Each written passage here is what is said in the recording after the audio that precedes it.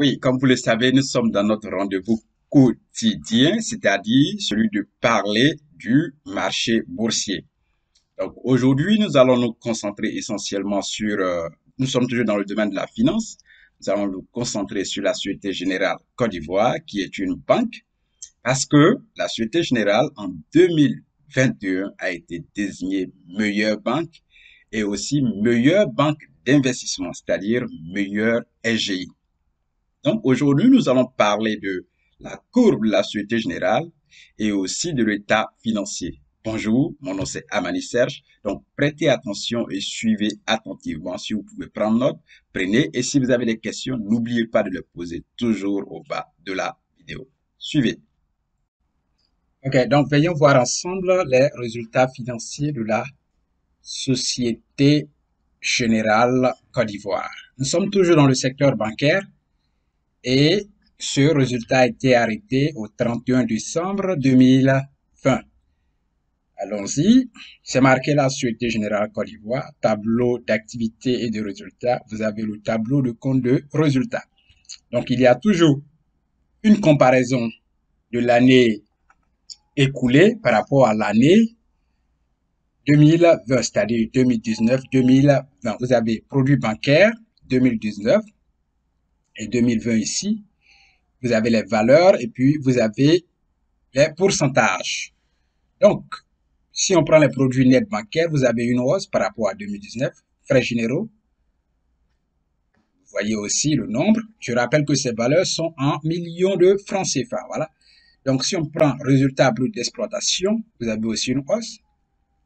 Coût de risque, vous avez aussi une hausse. Résultat avant impôt, vous avez une baisse. Impôt, vous avez une baisse. Et puis, résultat net, vous avez aussi une baisse. Voilà. Résultat net de l'ESI, bien sûr. 2019, vous avez 50 millions. Et 2020, vous avez 48 millions. Donc, il y a une baisse. Voilà. Donc, nous continuons en coût clientèle. Crédit de la clientèle. Il y a eu, bien sûr, une hausse par rapport à 2019. Et la hausse est de 3,5%. Dépôt de la clientèle, il y a aussi une hausse par rapport à 2019. Cette hausse se chiffre à plus de 18%. En coût clientèle, voilà. Et vous avez crédit de la clientèle, bien sûr, qui est là. Il y a une hausse aussi. Et dépôt de la clientèle, il y a eu aussi une hausse, bien sûr. Nous continuons. Bon, il y a des commentaires qui sont là, mais on ne va pas s'attarder sur ces commentaires parce que c'est vraiment long. Et c'est vraiment long, voilà. Et on va du centre jusqu'en bas, annexe, état financier, actifs. Voici les actifs de l'entreprise. Caisse, banque centrale, CCP, par rapport à 2019, voilà. Vous avez 218 millions et ici vous avez 65 millions. Donc il y a une hausse. Effet public et valeur assimilée, aussi toujours une hausse. Créance interbancaire et assimilée, voilà, ça c'est interbancaire. Il y a eu une baisse. Créance sur la clientèle, une hausse. Obligations et autres titres à revenu fixe, baisse. Actions et autres titres à revenu variable, bien sûr, hausse. Actionnaire ou associé, 0,0.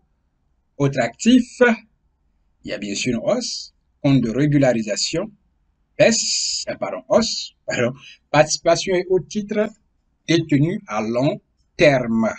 Bien sûr, une hausse, pas dans les entreprises liées. Toujours la même chose, les mêmes chiffres. Prêts subordonnés, une baisse. Puis immobilisation corporelle, vous avez une baisse, une hausse, et puis immobilisation corporelle, vous avez certainement une hausse totale. Ça, c'est total des actifs, voilà. Par rapport à 2019, vous avez une hausse, puisque en 2020, nous avons 2 397 195. Voilà. C'est clair. Et si on passe là en passif, vous avez les différents chiffres qui correspondent aux différents passifs, voilà. Après un titre subordonné, si on va au résultat, vous avez la même chose, voilà. Passif 2020, puis actif 2020. Vous avez les mêmes chiffres ici, voilà. Donc voilà pourquoi je suis monté pour vous montrer cela. Hors bilan, voici le résultat hors bilan, bien sûr. pouvez les lire. Voilà. Engagement donné, engagement de financement, engagement de garantie, engagement du sous-titre, engagement reçu. Vous avez les différents résultats. On le résultat. Et maintenant, on va redescendre en bas pour voir le résultat net. Je vous ai dit que c'est ce chiffre à 48 millions. Voilà, 48 millions. Par rapport à 2019, il y a eu une baisse par rapport au résultat net. Voilà, voilà ce qui est intéressant à noter. Et si nous continuons en bas, projet d'affectation de l'ES6 clos au 31 décembre 2020. Résultat net de l'ES6, vous avez 48 milliards 435 millions de 6 708.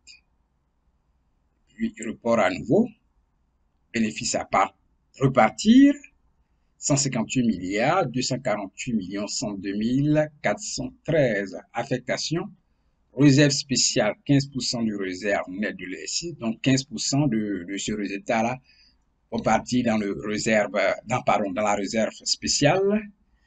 Puis dividende brut ou action aux actionnaires, voilà, c'est ce qui sera partagé, c'est-à-dire 12 milliards 599 millions 999 550, ça c'est ce qui sera partagé entre les différents actionnaires. Et puis report à nouveau, vous avez cela, puis taux de distribution 26%, nombre d'actions, voici le nombre d'actions dans l'entreprise, dividende brut par action, vous avez 405, donc c'est-à-dire que si vous avez une action dans l'entreprise, le dividende qui vous revient, c'est 405 francs. Et imaginez si vous avez 100 actions dans l'entreprise. Vous multipliez tout simplement ce nombre par 100. Voilà, c'est tout simplement. Et ça vous fera 40 500 si vous avez 100 actions. Donc, voici un peu le résultat de l'ESI 2020 de la Société Générale Côte d'Ivoire, ce qui nous amène bien sûr à passer à l'analyse de la courbe. Voilà. D'accord. Donc, maintenant que nous avons suivi l'état financier de la Société Générale, nous allons maintenant parler de la courbe de la société. Et merci de nous suivre encore, de continuer à regarder cette vidéo. Bien, donc nous parlons de la Société Générale parce que c'est la Société Générale qui a été désignée comme meilleure banque 2021 Côte d'Ivoire et aussi meilleure banque d'investissement, c'est-à-dire meilleure SGI pour l'année 2021. Donc, voilà pourquoi nous parlons ici de cette entreprise financière dans le domaine de la finance. Bien, donc, voici la courbe qui se présente ainsi pour la Société Générale. Comme vous voyez là, c'est écrit SGBCI, puis vous avez les variations. Donc, Société Générale de Banque de Côte d'Ivoire. Donc, quand on prend cette courbe-là, si on va un peu en arrière ici, nous sommes ici le 24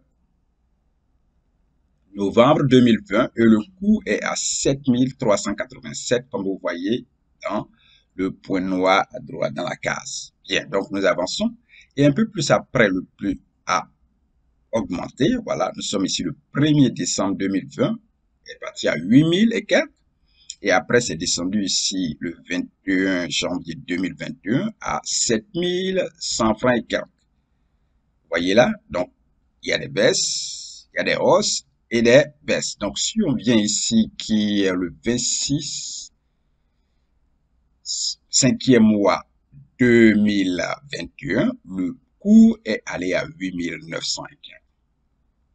Voilà comment c'est simple. Et ici, un peu plus, c'est descendu. Nous sommes ici le 29 juin 2021. Le prix est descendu à 8000 et quelques par rapport au prix à la date précédente que nous avons vu. Donc, ici encore, nous sommes le 1er septembre 2021 et nous sommes à 8700 et quelques. Et si nous venons sur le point ici, nous sommes le 7, voilà, le 7 octobre 2021 et nous sommes à 11 000 francs et quelques. Vous voyez? Et après, ça a chuté là, le 15 novembre, à 10 000 et quelques. Et ici, nous sommes maintenant à la date du 18 novembre 2021 où nous sommes à 11 000 francs. Donc, voici cette courbe-là qui présente les différentes variations de la Société Générale sur une année. Vous voyez les différentes variations du prix de l'action de la société. Donc, comme je l'ai dit, c'est la meilleure société bancaire aujourd'hui en Côte d'Ivoire et aussi meilleure banque d'investissement, c'est-à-dire la meilleure SGI. Voilà. Donc, voilà ce qui est simple pour la Société Générale, du secteur bancaire. Donc, merci bien et nous verrons dans une prochaine vidéo, surtout que nous sommes dans le secteur bancaire. Merci. Merci bien à vous d'avoir suivi cette courte vidéo qui concerne l'état financier 2020 et la courbe 2020-2021 de la Société Générale Côte d'Ivoire, qui a été désignée meilleure banque et aussi meilleure SGI pour l'année 2021. Vous pouvez prendre vraiment une partie du marché boursier en vous engageant d'investir votre argent. Mais avant, il faut d'abord vous faire former. Donc, c'est la raison pour laquelle Amani Academy existe. Si vous voulez prendre en charge votre éducation financière, juste vous cliquez sur le lien qui apparaît en haut de votre vidéo. Il y a un cours en ligne conçu pour cela. Vous payez le cours et vous prenez votre cours en ligne et après, vous avez un échange de 30 minutes avec moi pour vos différentes questions. Et n'oubliez pas, une fois que vous êtes éduqué financièrement, vous pouvez transmettre cela aussi à vos enfants et cela va avoir un grand impact sur votre famille et des générations qui viendront après vous. Donc, n'oubliez pas, si vous voulez prendre en charge votre éducation financière et apprendre davantage dans le marché boursier, rejoindre Amani Academy. Et on se rejoint dans le cours. Merci.